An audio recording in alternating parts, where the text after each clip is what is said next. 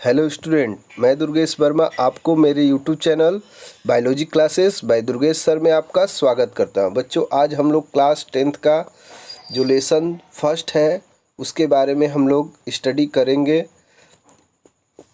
इस लेसन के टॉपिक के बारे में जानेंगे। तो इस लेसन के टॉपिक के बारे में मैं आपको बता रहा हूं कि इस लेसन का जो टॉपिक है आज का हम लोग का वो है ट्रांसपोर्टेशन इन प्लांट्स। इस टॉपिक में मैंने कुछ आपको पहले ही बता दिया है। उसके बाद मैं आगे चल रहा हूँ और आगे यही बताया गया है कि जो वाटर की सप्लाई होती है पर्याप्त मात्रा में प्लांट को, वो कौन प्रोवाइड करता है? जाइलम प्रोवाइड करता है। और जब जाइलम से वाटर लीफ में आता है और लीफ से स्टोमेटा के थ्रू रिप्लेस हो जाता है, तो पुनः वाटर की सप्लाई को मेंटेन करने का काम किसका होता है? जाइलम वेसल्स का होता है, ठीक ना। और जो लीफ होता है वहाँ से स्टोमेटा के थ्रू वाटर इवेपोरेट होता रहता है।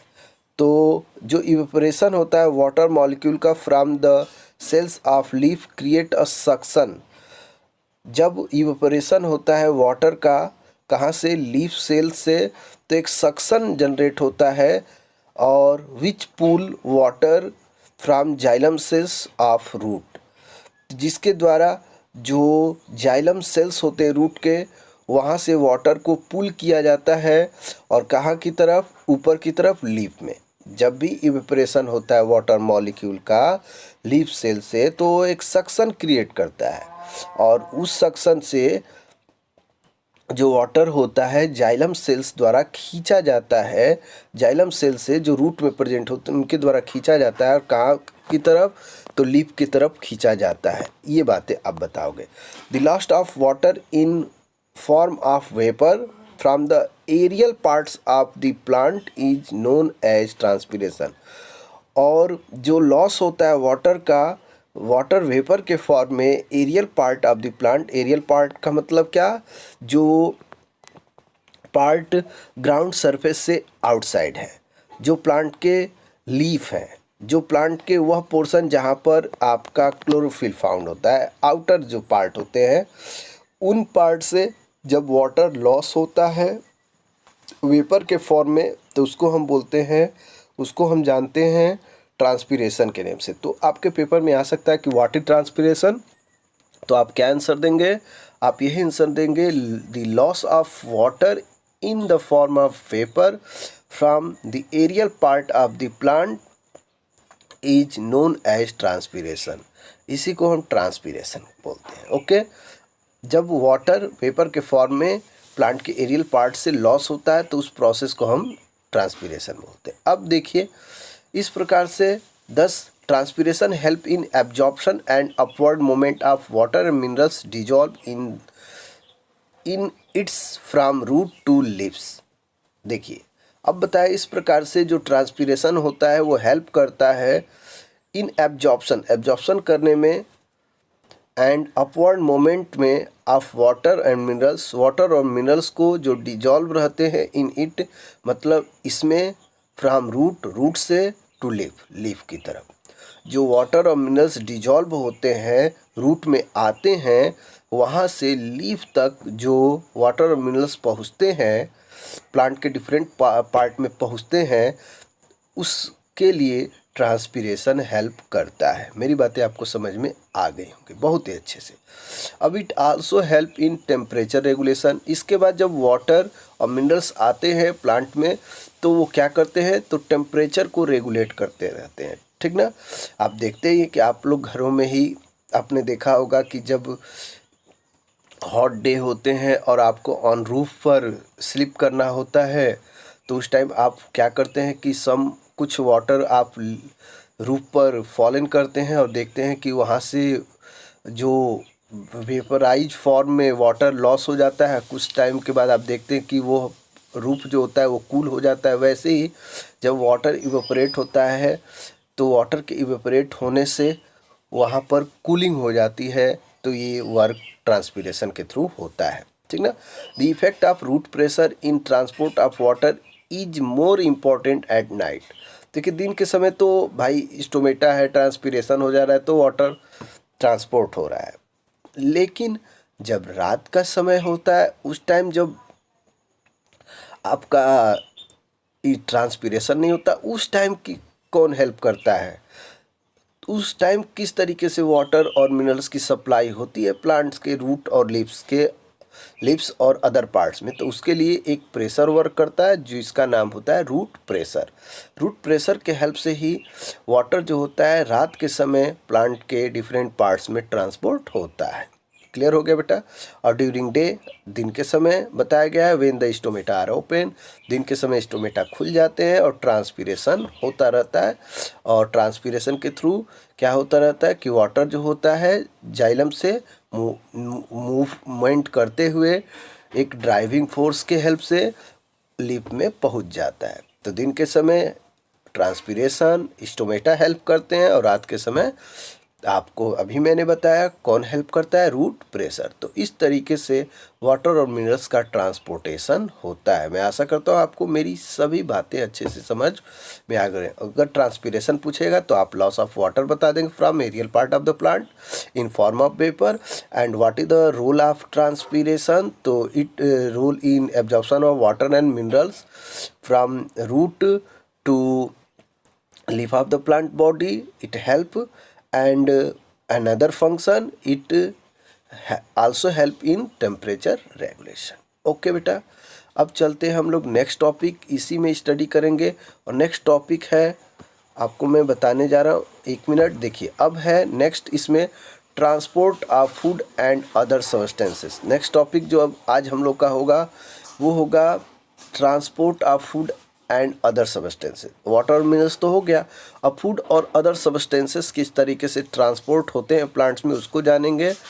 तो बताया जा रहा है कि आपने अभी डिस्कस किया है वाटर और मिनरल्स को ट्रांसपोर्ट को इन प्लांट्स। अब चलिए हम लोग डिस्कस करें कि किस तरीके से जो मेटाबॉलिक प्रोसेस होती हैं, particularly photosynthesis, are move from leaves where they are form.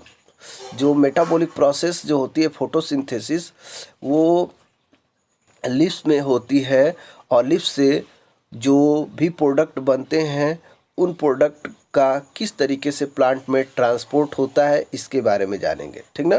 देखिए दिया गया है कि now let us consider how the products of metabolic process, particularly photo से मतलब जो मेटाबॉलिक प्रोसेस है photosynthesis, are move from leaves से मूव करता है वेयर दे आर फॉर्म।